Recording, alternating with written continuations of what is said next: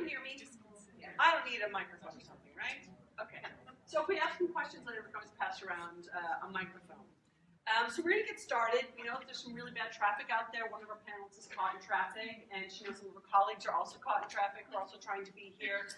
So I thought we should get started so everyone has ample time to present their ideas that they've worked on to present today. So I want to welcome you all for coming. Thank you for coming to our panel, How Will Feminist Culture Engage the Future? I have a few thank yous I'd like to extend. The Feminist Art Project would like to thank USC Dorrance Youth Dean Amber Miller and members of the Dorrance Youth Admissions staff in whose rooms we are meeting today, particularly Karen Rowan Badger, Lorena Sanchez, and Gina Reuter. Thank you to Amy Ogata, Chair of Art History, for co-sponsoring this event, and to Lynn Dodd, whose support from the School of Religion and the Archaeology Program, who's now in the back, and to Laura Pisakul, am I saying it right? Okay, of Admissions. And then, of course, my special thanks goes to the panelists for their participation. I'm so happy that you all agreed to be here today. And to Connie Tell and Lee Passamano of the Feminist Art Project for the logistical and organizational support. And I would also like to thank Ann Swartz. Through our discussions, this panel developed. So thank you, Ann. And one of the things that I also wanted to note that we're on USC's campus, and members of the community here have received awards from the Women's Caucus for Art during the College Art Association annual conference. So USC Roski professor Suzanne Lacey in 2012 and former Dean Ruth Weisberg in 2009. And this year, Gloria Ornstein of Gender Studies is going to be honored. So I just thought I'd want to bring that to everyone's attention. So welcome today. I just have a few remarks I'm going to say to open today. So 50 years ago, in 1968, numerous women's liberation groups emerged, including many involving performance, actions, visual arts as forms of protest made by academics and other cultural producers. While much has been gained since those heady days of protest, feminist arts, art histories, curatorial practices, and models of critique remain necessary and urgent. Of course, we all know that. We've seen this resurgence with the recent marches that we've had. I'm just sharing a few pictures from New York this year of just people on the streets. And I love this woman here who's probably been protesting since the 60s, I'm sure, that says, "Women would carpet bomb the world with groceries." And she just stood there quietly, you know, with her sign as people were passing by.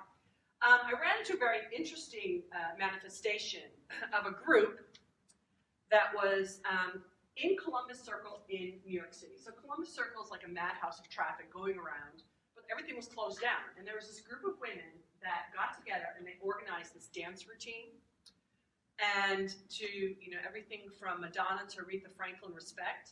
Oh gosh, what I didn't check was volume. I didn't ask about sound. That was my fault, because I know that Shell has something too. Sorry.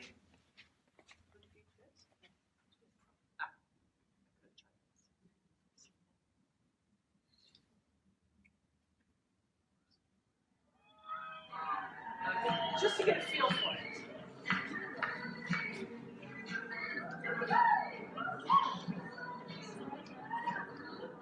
I planned this. Apparently did it in a couple of different places along the route, because I spoke to someone later who said, "Oh, I was right there." But then she said, "Oh, that was a different location."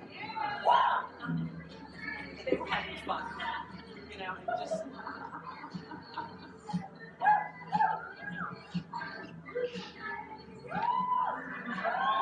Okay, so they ended, but so I stopped it a little bit too short because I should have kept taping for another 5 seconds. So this is how they ended, with the finger, and you have to understand what they were facing: Trump Tower. So everyone's familiar with that. So they were facing Trump Tower. So I stopped the recording just a few minutes too short. But anyways, I thought it was a great way of expressing their feeling about the situation at the time. Also, I recently ran across the work of Lucy Cahill. Does anyone know her? She's a Detroit-based illustrator and poster designer. And I ran across this from Hyperallergic last week. And this Too Many Creeps, this kind of things that she's been making, T-shirts, posters. It's quite interesting. So there's lots of things going on, as we all know. So feminist models serve as acts of resistance. Local feminist practices inform cross-cultural understanding. Feminist teachers expand pedagogies. Feminists support social issues on human rights and connections to artist production alongside the LGBTQIA communities, disabled, people of color, immigrants, and economically disadvantaged. Feminist artists and visual arts professionals question institutional models. They theorize beyond feminism, transform participatory art, or expand material possibilities. So this panel asks feminist visual art thinkers and makers to comment on what's next. How will feminist culture engage the future? What are the compelling questions being addressed today, which are moving us forward? In what ways is art production creating new narratives, challenging hierarchies of knowledge, or playing with boundaries to forge new relationships? So yes, so please, if I could invite Linda Bayo next.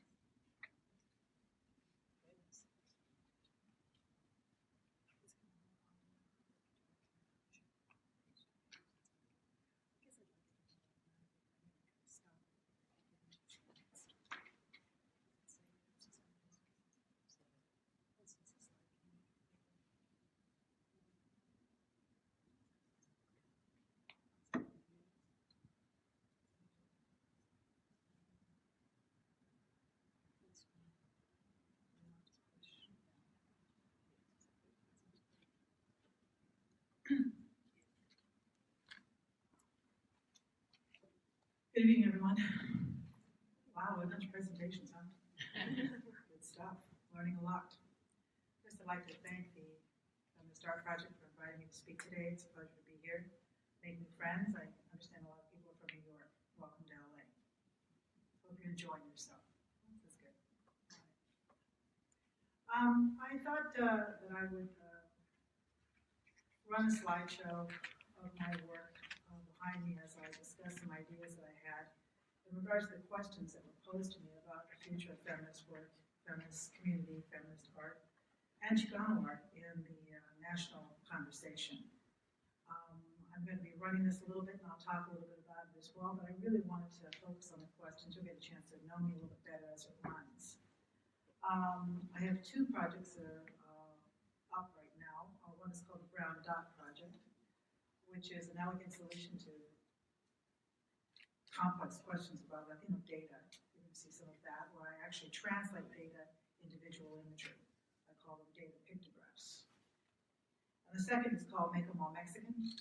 And basically what I do there is I buy pricey antiques and paint them brown.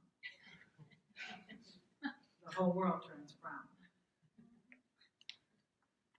Marie Antoinette, Louis Auguste, Elvis Presley, Marilyn Monroe, all the presidents, all the soldiers, all the presidents, everybody becomes brown, and it sort of turns politics of color and class on its ear. So these are the two portfolios I've been working on for I'd say since 2011. And I'll just start pushing buttons as I maybe speak a little bit here for you. Let's see if we can.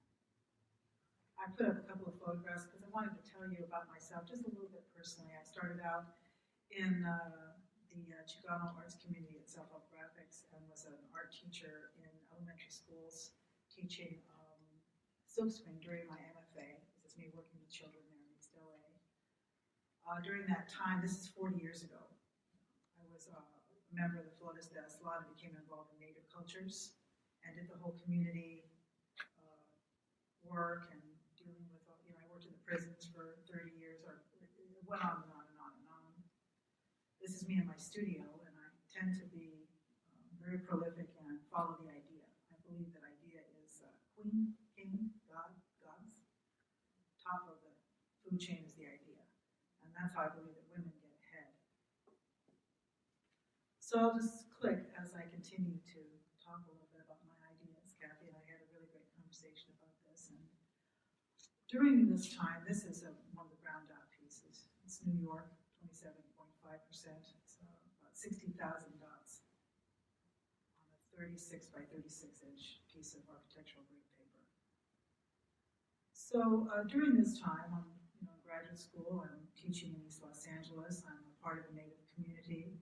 I'm working in the prisons. I'm married. I have children. I also owned a gallery.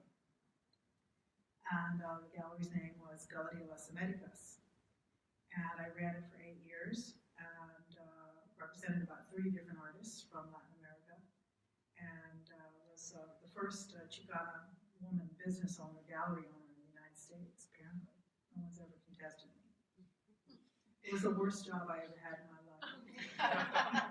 I hated it with every fiber of my being. Artists were very difficult to work with. Money was almost impossible to come by.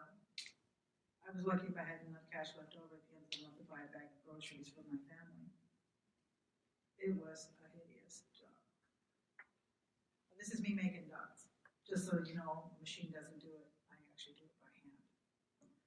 So I've asked myself the question is, what's the future of Chicano arts and what's the future of art in the feminist community?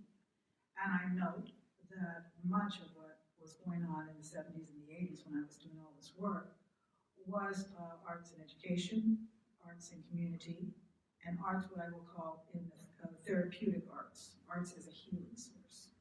And these have been sort of the trinity of the Chicano art movement, and from what I can gather from the feminist movement as well, from what we've seen today, right? And what we will continue to see, I believe, which is all fine and dandy, but where is market? And that's what I would like to talk about today. Just to bring up some of my own comments and my own ideas about how this actually works. What is art market for women? What is art market for Chicanos? So I asked myself the question. I went to the Guerrilla Girls website, collected some data for us so we could kind of look at it since I'm into data these days. And we're actually not doing too bad. I think we're doing actually better than I thought. 51% of visual artists today are women. Okay. Out of the list of 100 of the most influential in the contemporary art world, 37 were women. I think the stat is pretty good comparatively to the 70s and the 80s when I was growing up. Unfortunately, we fall down to permanent collections. We're only 3 to 5% of museum permanent collections. And we fall down very deeply in the auction market. We're only 3% of the auction market. We're missing the market. Now, how do we change that? What do we do to be a part of the market? Do we want to be a part of the market? I guess that's the first question I should ask. And I should ask everybody that because I believe a lot of artists don't want to be a part of the market. How many people here would like to be in museum collections? You can raise your hand for me. Yes, would you like to be in? Scholars. Yeah. How many people believe that artists should strive to be in museum collections? How many believe that artists should strive or want to have a series of gallerists that they can depend on to be able to make income for their lives and their livelihood and their families?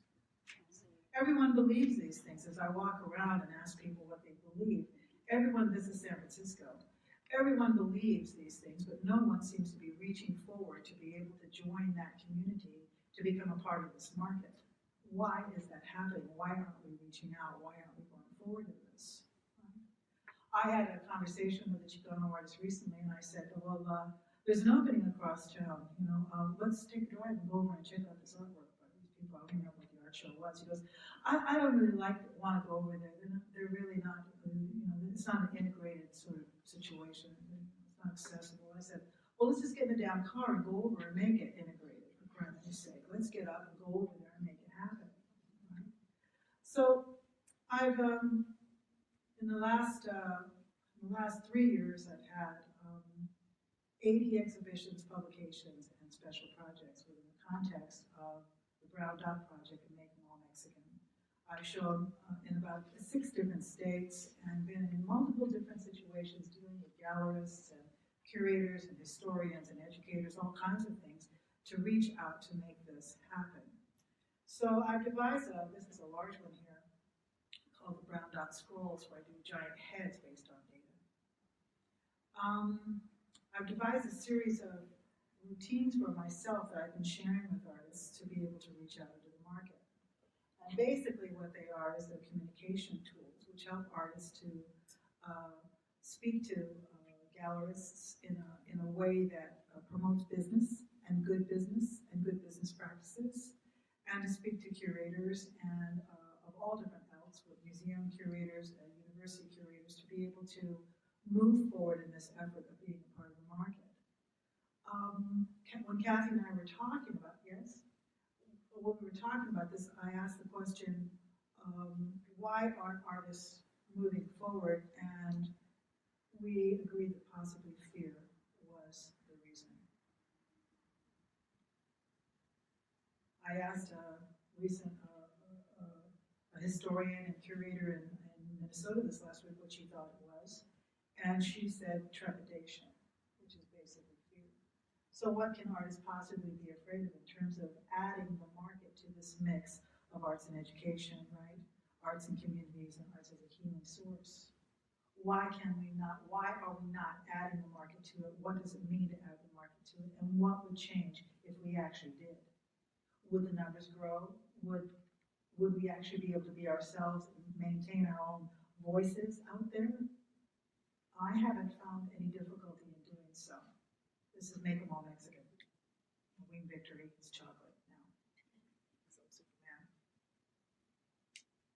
So rather than standing up and having so much as a final answer, to present a final answer today, I'm more or less presenting a series of questions and asking everyone here today to begin thinking what this could mean in terms of their art practice, what this could mean in terms of their art career, if indeed the feminist movement, the feminist art movement, and the Chicano movement, because those are the two movements that I know most about, incorporated the market into the work that they do. This is obviously Fred and Barney. Barney's darker than Fred. He looks like a welcome Monteco. I was in the LA Times show in New York. Little boy Brown celebrated the Day of the Dead. The Three Graces with tattoos. These are the exhibitions from just last year of this work. I believe that idea is queen, that you must have a really great idea to be able to get out there. But I also believe that you need to have business practices to be able to negotiate and to communicate with those people who are interested in the work and who do want to provide a voice for feminist artists and women of color artists as well. Thank you very much. Thank you, everyone.